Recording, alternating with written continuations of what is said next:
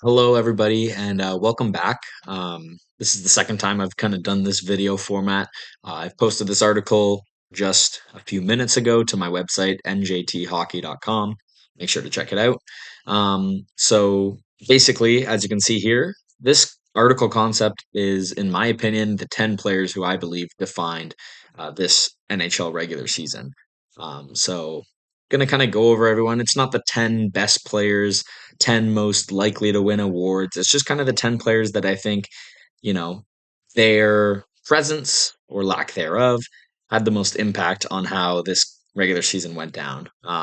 So we have in this thumbnail image credit to Dean Tate, McKinnon, and Celebrini. So a little bit of a spoiler, I guess, but those are two players you can probably expect to see on this list because they were incredible this year.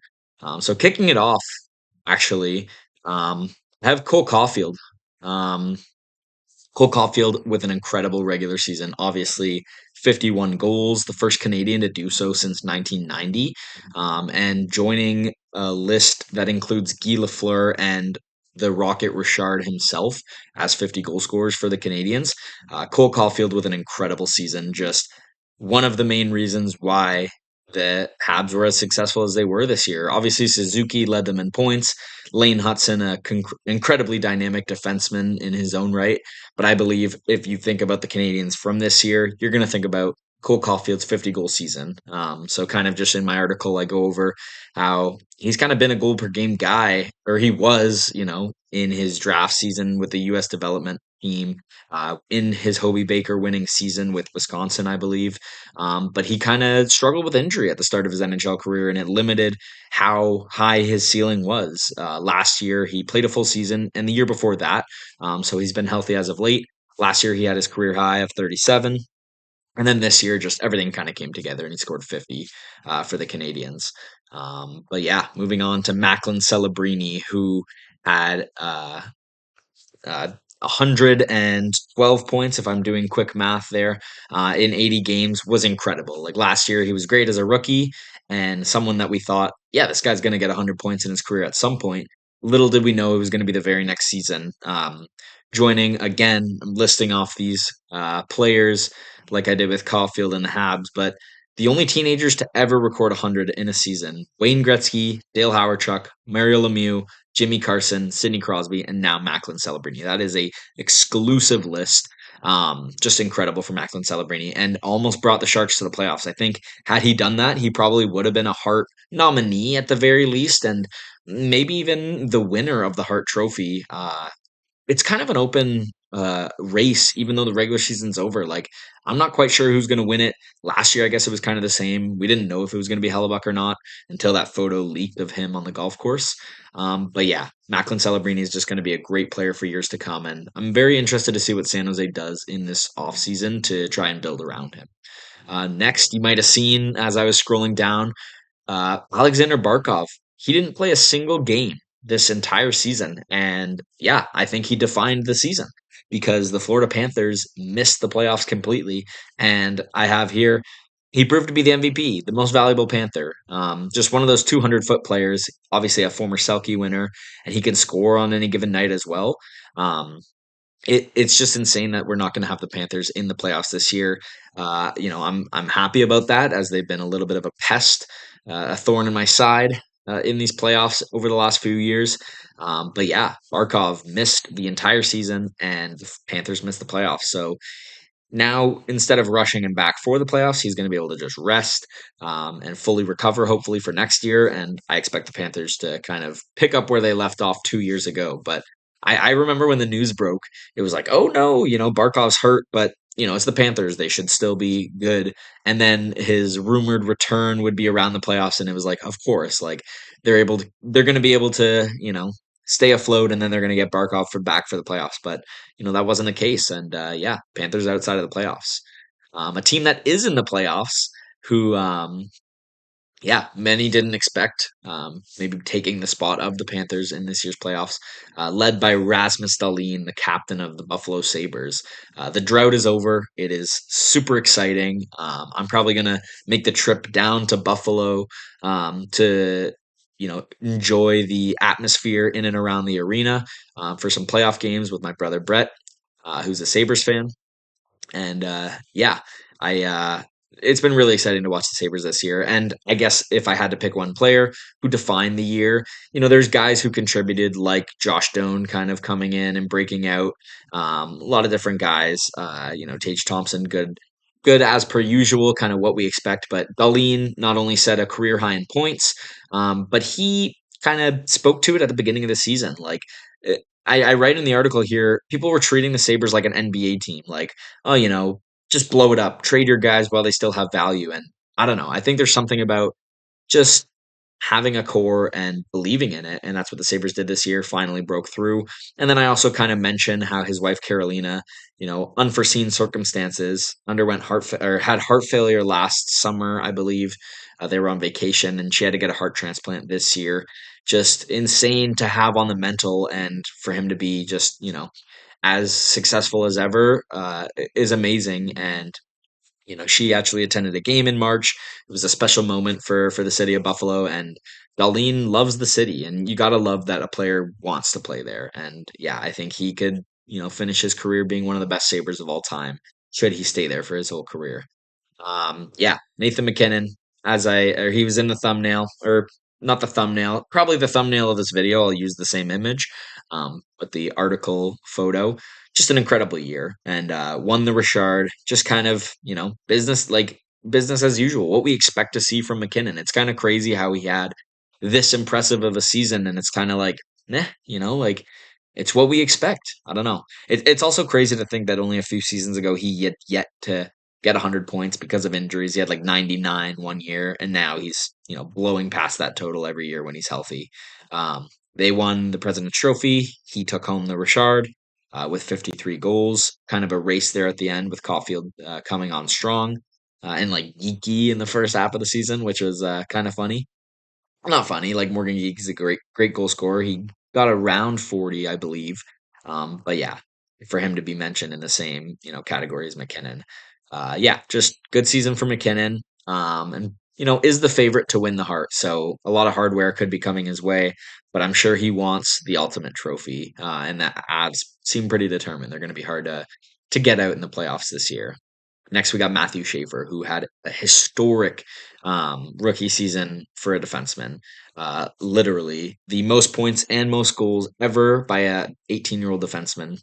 23 goals, just insane. Like a few years ago, this year there were quite a few defensemen who scored 20 or hovered around that total. But a few years ago, a defenseman scoring 20 was super rare. For him to come in and do that in his first year, especially with the Islanders, who kind of get a little bit of flack for not being a high scoring team. Just incredible stuff from Matthew Schaefer.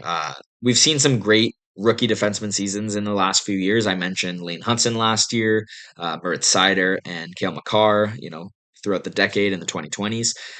But they were all 2 years removed from their draft when they had their first full season. And Schaefer is doing this all before the first year anniversary, I guess, of him being drafted. He doesn't turn 19 until September.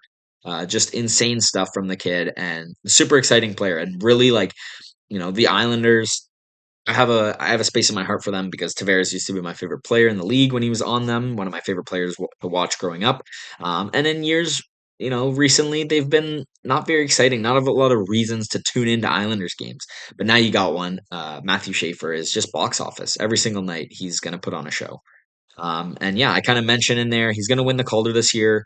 Should win the Norris at some point in his career, maybe even a Hart Trophy. I know Wayne Gretzky kind of uh, shouted him out, saying he should have some mentioning for the Hart. But unfortunately, the Islanders missed the playoffs, and I feel like making the playoffs is kind of an important thing for winning the Hart Trophy. It's not like baseball with Mike Trout winning the MVP despite the Angels' lack of success.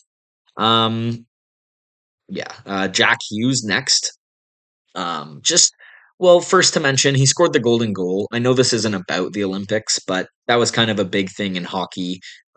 Hopefully, got a lot of American hockey fans invested and into the NHL. We'll see how much that really did when the viewership numbers come out for the playoffs. But yeah, just kind of had to mention that. But really, how he defined the regular season in the NHL was he failed. Like he's played around 60 games 3 years in a row now, and he's on the best contract maybe in the league at $8 million, but that $8 million is less valuable when they're not making the playoffs and he's missing 20 games a season.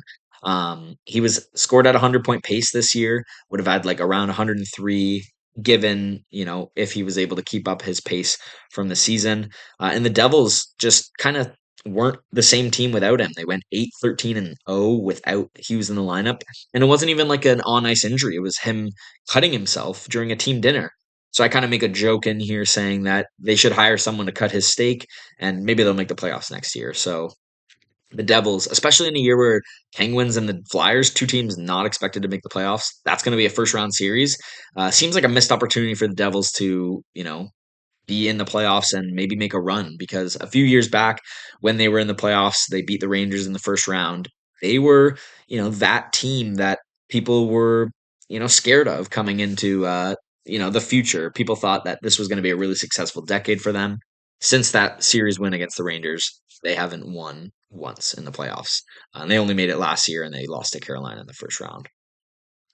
And then the other Hughes brother, Quinn Hughes. So big year for the Hughes brothers. Kind of the way that he defined the season was his departure from Vancouver. That led to them being the worst team in the NHL. They're going to have the best odds at the number one pick. I had them in the playoffs in my preseason predictions because I thought Quinn Hughes could be a Norris kind of caliber guy and they'll get scoring elsewhere. But things just didn't go the way that the Canucks had hoped this season.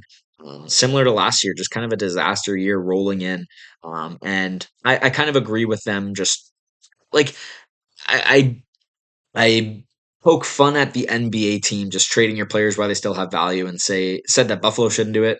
Maybe Minnesota or Vancouver will come to regret trading Hughes. I mean, you're not going to get a player like Hughes every year. Zeev Boyum, good return. Him, Rossi, but yeah, you're not going to replace Hughes. And he goes to Minnesota, and they're instantly just a contending team. And I'm really excited to see them against Dallas. That's probably the most exciting series of the first round, given it's two top 10 teams in the league playing. Just that's the way the format goes. And I hope Minnesota is able to break through and win their first series since 2014.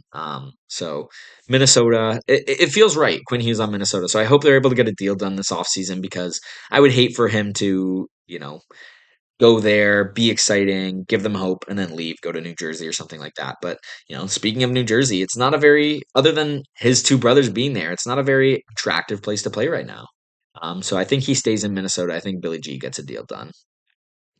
Austin Matthews. So I talked about how um, at the start of this, most of this list is positive, talking about incredible seasons, great guys who had historic years. I guess Jack Hughes was a little negative, Barkov negative. Here's another negative one. Austin Matthews just flat out had a bad season to his standards. In 60 games, he was still able to get 53 points, 27 goals. But for Austin Matthews, that's not good.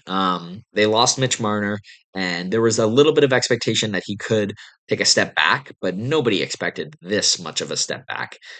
This guy was pushing for 70 goals a few years ago, and in this season, he's not even wasn't even on a 40 goal pace. So yeah, just not a great year for Matthews. Or career low in shooting percentage, 11.9. Just things weren't going his way, and he did have an injury that shut him down for the season. I believe if the Leafs were closer to the playoffs, they wouldn't have completely shut him down, but they had that luxury because they were so far out of the playoffs. And yeah, he's got a whole offseason now. He won't be playing those extra 5 to 10 playoff games. A little bit of a shot at Toronto in my article. To get ready for next season. And surely we haven't seen the last of him in Toronto, right? I would be shocked if they traded him, but who knows? That is on the table. And then ending with a positive note, just talking about Nikita Kucherov. And I think I, more than others, am someone who just bangs the drum for Nikita Kucherov in favor of him. I think he is one of the top three players of this generation when you talk about McKinnon, McDavid, and Kucherov. I think those three are the three best. Everybody else is, in their own category. But Nikita Kucherov, I think, might be one of the most underrated superstars in league history from my memory. Just this guy is uh, in the top. scoring every single season, year after year. I think if he played a full 82 games this year, he would have come home with the Art Ross for the fourth time in his career. Kind of underrated that he's won it three times during the midst of McDavid and McKinnon's primes. There's Kucherov just right there with him. And yeah, I kind of mentioned that it might be a hot take because Ovechkin had a great career, number one goal scorer of all time, and then Malkin as well, being a great Russian player. But Kucherov could retire as the greatest Russian player ever.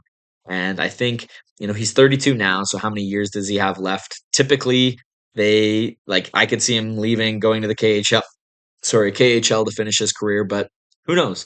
I just think if you're not witness of how you know incredible Nikita Kucherov is, you better pay attention because one day this guy won't be playing anymore, and you're going to look back at Hockey DB and see this guy put up 130 points like multiple times, and he had 100 assists a few years ago, the same year McDavid did it, and I feel like nobody talked about it.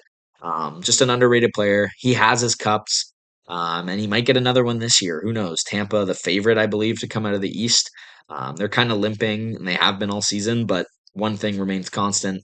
Nikita Kucherov has been doing his thing. So, yeah, thanks for watching this video.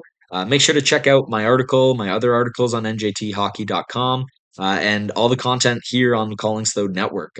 We have NBA playoffs getting underway. Curtis and I, we did our predictions yesterday. I'm sure we'll do the same for the NHL. I might be doing series previews as the playoffs come along for the NHL. So super excited for all the sports that we have coming your way. We're going to the draft next Thursday, sorry. And Friday we'll be there as well. Just an exciting time in sports, and you're not going to want to miss it. So make sure to like, subscribe, comment. Make sure you tell me anybody I missed if you agree with me. Yeah, and thanks for watching.